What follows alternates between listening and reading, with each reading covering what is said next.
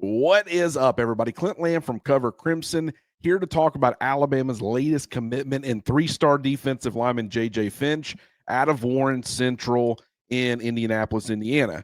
Now, this is an interesting get for the Crimson Tide for a number of reasons, but the first being, okay, he's a three-star player, but really you got to look at the offer sheet and really who was heavily pursuing him to fully understand the talent that he brings to the table. Obviously, Tennessee and Michigan were the two that was kind of announced as Alabama landing Finch over those two schools, but you also had LSU, you had Miami, you had Purdue, you had Florida. He had taken multiple official visits to several of those schools. And his recruitment, while Alabama always maintained that they were in pretty good shape, there were some other schools, particularly Tennessee, who at one point felt like they were in pretty good shape. We know Michigan felt like they were in pretty good shape at one point.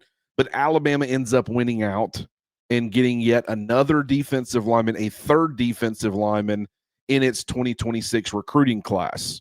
And obviously the first being Jamarian Matthews, you have Marion Johnson, and now you have JJ Finch. And with this defensive line class, it really does feel like that it's once again the staff is wanting to do its own evaluations. They're not worried about recruiting rankings. They've proven by this point that their evaluation, their ability to evaluate is a lot cleaner or a lot better than a lot of these recruiting services. Now, I'm not taking a shot at any of them, but I will say that I think the trust it needs to be there, and it goes beyond just the defensive line position. It's guys on the offensive side of the football, wide receiver, quarterback, Keelan Russell, perfect example. A lot of different players who at one time were a little bit lower rated, but they've climbed in the rankings.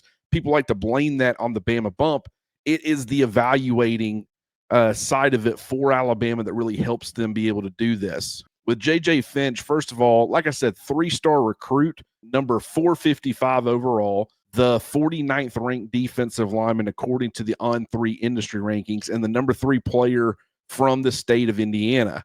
Rivals right now has him as a 4-star, the only service that has him listed as a 4-star, and they have him as a top 30 defensive lineman, the number 29. I think that's a lot closer. I probably would even go a little bit higher, but, I think that as we continue to work our way through this process, you're going to see his ranking climb quite a bit.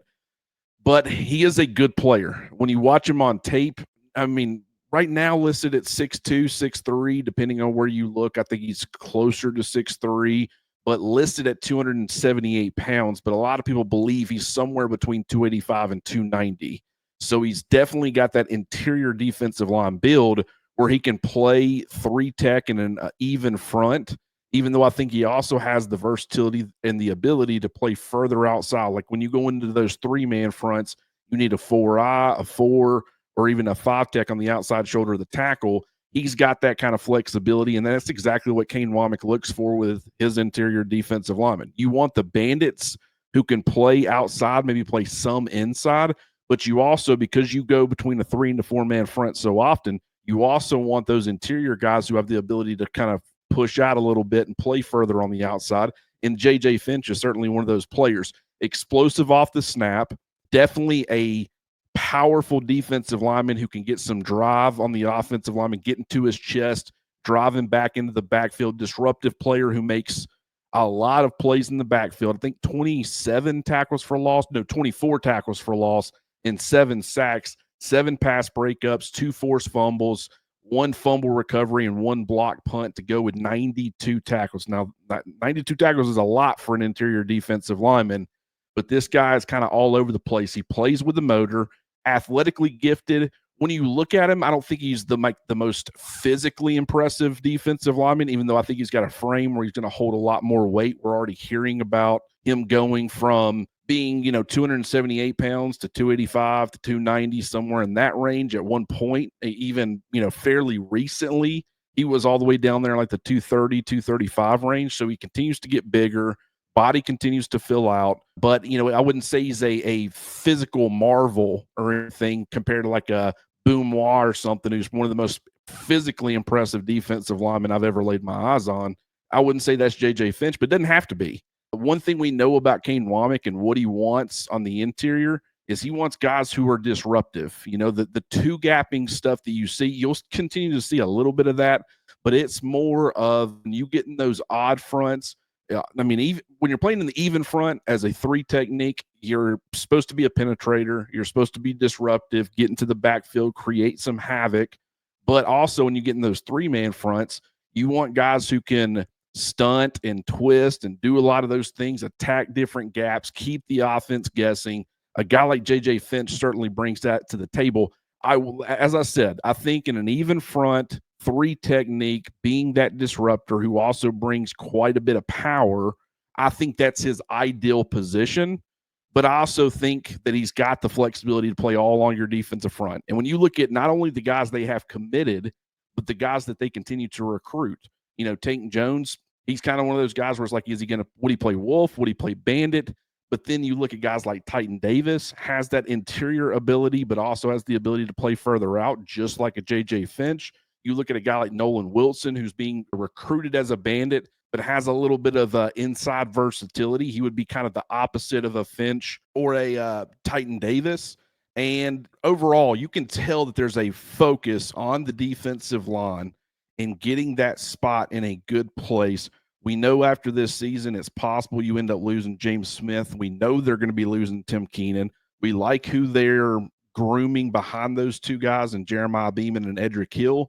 But, I mean, at this point, you got to have depth, you got to have rotation, and you got to have guys that fit your system, your scheme, and what you kind of want to do defensively. And I think that the guys that they're recruiting right now, it's more of get the smaller, more athletic, more penetrative stylists of defensive linemen and then grow them into being much bigger guys who can hold up at the point of attack.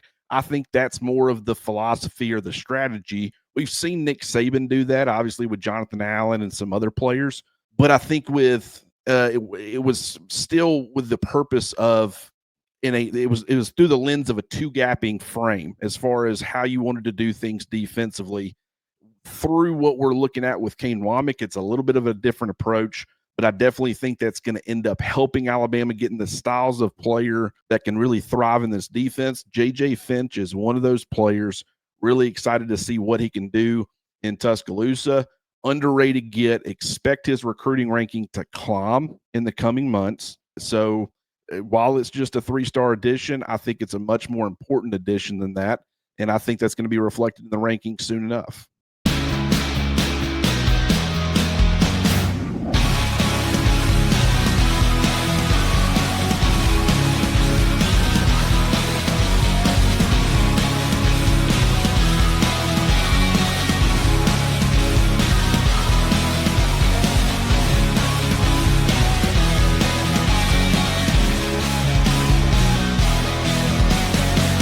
Escape to Pearl River Resort.